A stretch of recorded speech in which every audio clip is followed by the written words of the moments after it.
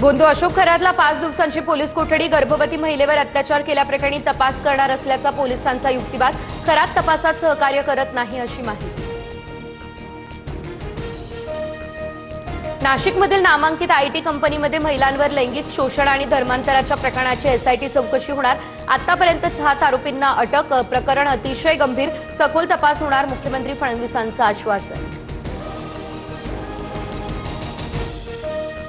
बीडमध्ये मुख्यमंत्र्यांच्या सभेत धनंजय मुंडेंना मंत्री करण्याची मागणी। मुंडे समर्थकांच्या घोषणा। बीडमधील गहिनीनाथ गडाच्या 94व्या नारळी सप्ताहाच्या कार्यक्रमातला हा प्रकार।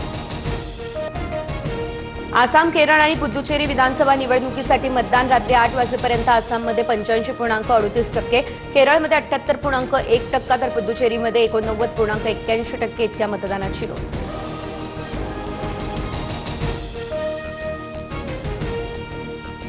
कोलकाता विरुद्धच्या अतितटीच्या सामन्यात लखनौचा 3 विकेट्स राखून विजय। मुकुल चौधरी ठरला लखनौच्या विजयाचा शिल्पकार।